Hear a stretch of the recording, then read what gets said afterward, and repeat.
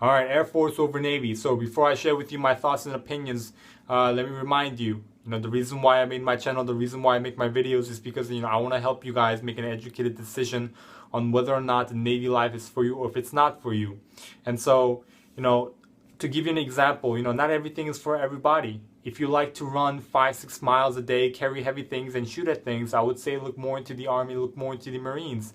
If you like more of the academic side of things, I would say look more into the Navy, look more into the Air Force. So, I'm not like a, hoo-yah, go Navy all the way type of guy.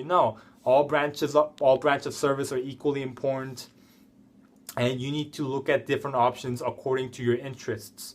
Okay, so the reason why I make this video is because this is the type of video that I kind of wish that I saw. When we go to a recruiter, we can't really tell, if they're telling the truth or not, or if they're just, telling us what we want to hear for us to sign the piece of paper and head out and realize it's not exactly what we expected it to be. Okay, so I'm going to also break some fantasies for you real quick in this video. So to begin, when you're in the Navy, you will hear a lot amongst your peers and amongst people of higher rank wishing that they were in the Air Force. And that's because, like I said, different branches do different type of work. They all work hard, but they all do different type of work. Marines and Army, they do more physical, and Air Force and Navy more do academic kind of work.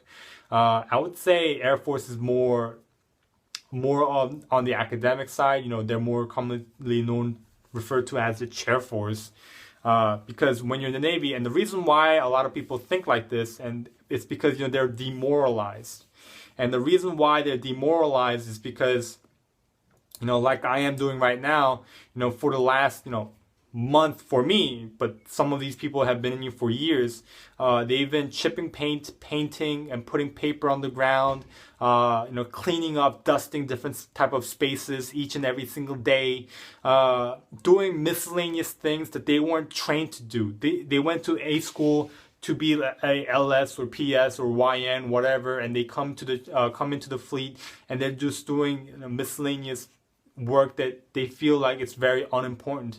On the grand scheme of things, it's very important, but when you do that every single day for a couple of years, it doesn't feel very important. Okay, and I understand where they come from, and I understand why they feel this way too.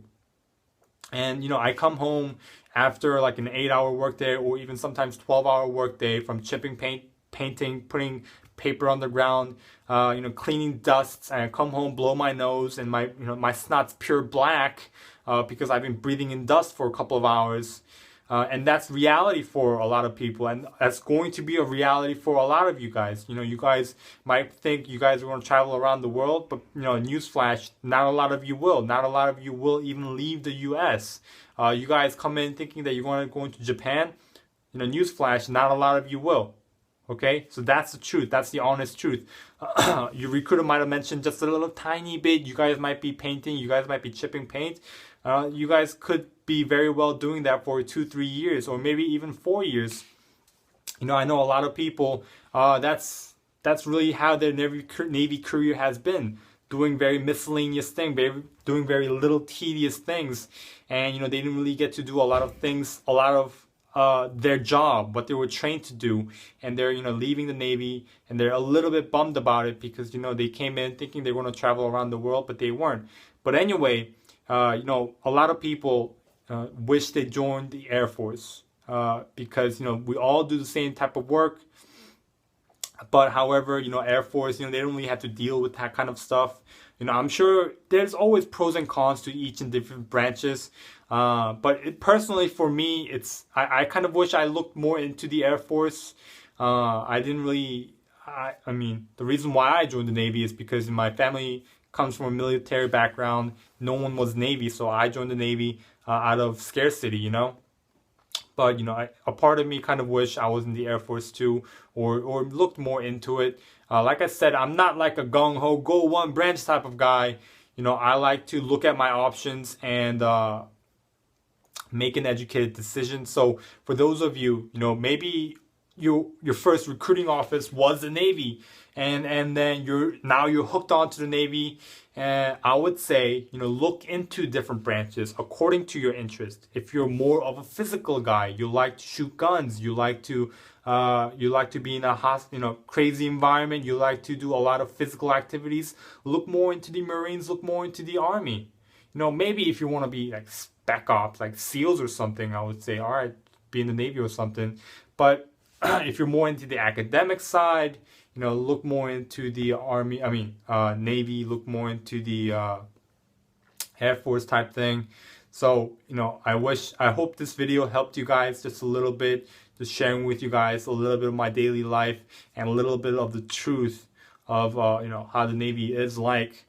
And so, hope you guys, hope this helped making your decision a little bit better. If you guys are maybe, what I said kind of made sense. If you guys are looking to maybe join a different branch, you're already in the Navy, you're trying to look for into different branches now, just stop by at their recruiting office. Just because you signed some paperwork saying, hey, I'm going to ship out at this date, doesn't mean, you're stuck with that forever. There are ways, your other recruiters, like let's say you want to go to Air Force, you talk to them, and there are ways to convert into, being a future airman. All right.